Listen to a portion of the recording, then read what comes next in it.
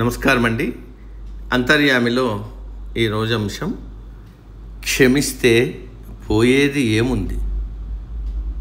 మనకు అందించిన వారు తల్లా ప్రగడ గోపాలకృష్ణ గారు. వినిపిస్తున్నది మీ విజయభాస్కర్. క్షమాగుణం అనేది భగవంతుడు మనిషికి ప్రసాదించిన అత్యుత్తమ వరం, అత్యున్నత ఆధ్యాత్మిక గుణం. సంప్రదాయ, ధార్మిక, మానసిక, సామాజిక కోణాలలో చూడవలసిన గొప్ప శక్తి. క్షమ మనిషి హృదయ ఔన్నత్యానికి ప్రతీక. మనకు ఎవరైనా బాధ కలిగించినా, అవమానించినా, అన్యాయం చేసినా అవేవి మనసులో పెట్టుకోకుండా మనస్ఫూర్తిగా మన్నించడమే క్షమాగుణం. భగవద్గీతలో శ్రీకృష్ణ పరమాత్మ దైవీ గుణాలలో ఒకటిగా చెబుతూ క్షమాగుణం భక్తుడి లక్షణం అంటాడు. రాముడు ఎంతటి శత్రువునైనా తన ధర్మానికి భంగం కలగకుండా క్షమించాడు.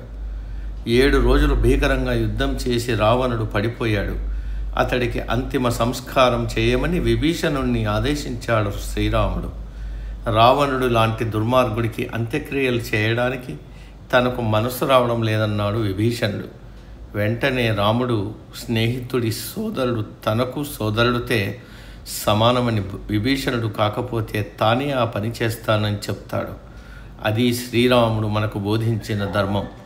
ఒక వ్యక్తి జీవించి ఉండగా ఎన్ని దుర్మార్గపు పనులు చేసినా ప్రాణం పోగానే ఆ వైరం కూడా సమసిపోతుందన్న రాముడి ప్రబోధం క్షమాగుణం విశిష్టతను తెలుపుతుంది. బుద్ధుడు క్షమని అహింసకు మార్గంగా చూశాడు. జైనులు ఏటా క్షమాపణ పర్వం జరుపుకుంటారు. ఆ సందర్భంగా ప్రతి ఒక్కరూ తన వల్ల ఎవరికైనా కలిగిన బాధకు క్షమాపణ చెప్తారు. క్షమ మనసుకు శాంతినిస్తుంది. మదిలో ద్వేషాన్ని నింపుకోవడం అంటే చేతిలో నిప్పును పట్టుకున్నట్లే. మన్నించడం వల్ల మనసు తేలికపడి ప్రశాంతత వస్తుంది. ప్రతీకారం రక్తపాతానికి దారితీస్తే క్షమాగుణం సమాజాన్ని శాంతి దిశగా నడిపిస్తుంది. క్షమ అనేది బలహీనత కాదు, బలమైన వాడి లక్షణం అన్నారు మహాత్మా గాంధీ. తప్పు చేసిన వారిని శిక్షించే కన్నా మన్నించి ప్రేమిస్తేనే వారి మనసులు మారతాయన్నారు స్వామి వివేకానంద. క్షమ తపస్సులతోనే భగవంతుణ్ణి సులభంగా పొందగలమని యజుర్వేదం చెప్తోంది. సాధన ద్వారా క్షమాగుణాన్ని మనం సాధించాలి. మన్నించగలగడం మన ఆధ్యాత్మిక ప్రగతికి మార్గం.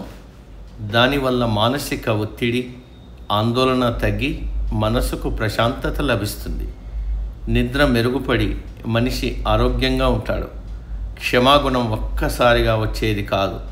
ప్రవచనాలు వినడం, ఆధ్యాత్మిక గ్రంథాలు చదవడం, ధ్యానం తదితరాల ద్వారా సాధన చేయాలి.